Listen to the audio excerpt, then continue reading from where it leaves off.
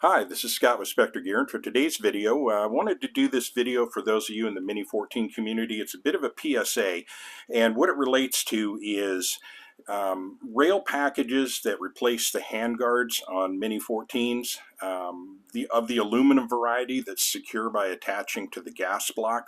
In this case, what I have here is an Amega Ranges rail package, and what happened was, and you've seen this featured on this gun many times in the videos that I've done regarding Mini-14s, and I like the rail package. It worked just fine, but I needed at one point to take it off, and the reason why was I needed to put this BA gas block cover on here so that I could feature this on some slings that we're manufacturing for this particular setup. So I went to remove the Amega Ranges rail kit. And what I discovered, and first I should preface, I'm not a gunsmith. I know a good bit about guns, and I work on a lot of my own guns, but I'm not a gunsmith, and I don't think like a gunsmith, and I don't think like a person with a degree in metallurgy. And there were no warnings on the package regarding the assembly of this handguard kit. And what no one mentioned, and what I should have done actually, was put some anti-seize compound on the gas block bolts. And I should have noticed when I was removing the gas block cover, because I've done that a number of times. And if you've done this, you know that you got to put a decent amount of oomph into turning those screws. And when you do, you often, they'll get to a point where they actually snap and you'll get a spark. So they're in there pretty good. And that has to do with the amount of heat that's applied at this point. So the metals kind of seize together, but because they're similar metals, they will separate.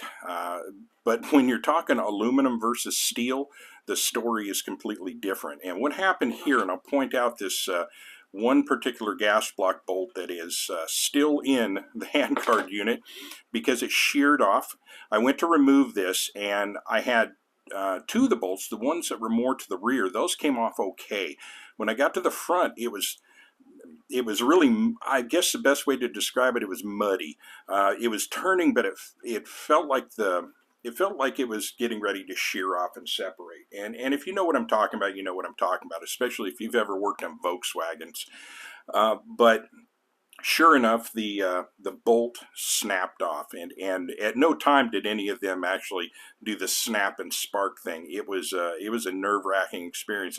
I was hoping I could get them all out okay, but unfortunately, no. And effectively what's happened is this is now useless to me. I imagine I could maybe have somebody drill this out and put a helicoil in there, but for the amount of labor that would be involved in having something like that done, I'm probably just going to have to buy an entirely new one. Although I probably am not going to do that. I think I'm done with any kind of rail packages that replace the handguard. I'm not looking to damage anyone's business or make any waves or anything, but I just want to let you guys know, if you're thinking of putting one of these on your gun, maybe try some anti-seize compound on the gas block bolts, and perhaps that may prevent your bolt shearing off if you ever need to remove this in the future. And if you have one on the gun, it's something I want you to consider before you take it off. If you don't really need to take that handguard off, I wouldn't suggest you do. I'd consider it kind of a semi-permanent modification to the firearm, so long as you like it. If you want to take it off because you're done with it and you have no use for it, get ready to have some of the bolts snap off. And this is something, honestly, I hadn't heard about from anyone else, so that's why I'm putting the word out to you folks. Again, I like the product. It worked as advertised. I have no issues with that, but like I say, perhaps they should maybe include some of that in their kits when they send them out. You know, a lot of people will often include a little tube of Loctite with their products. It wouldn't be that hard to send out a little bitty tube of anti-seize compound to put on the bolts, and then maybe amend their instructions to include mentioning that. So with that, I'll bring it to an end. I hope this helps you guys, and I hope it's somehow informative to you, but I just wanted to throw it out there as a public service to for all of the folks in the Mini-14 community. So with that, I'll bring it to a close. Thank you for watching and or listening. This is Scott from Spectre Gear. Have a wonderful day.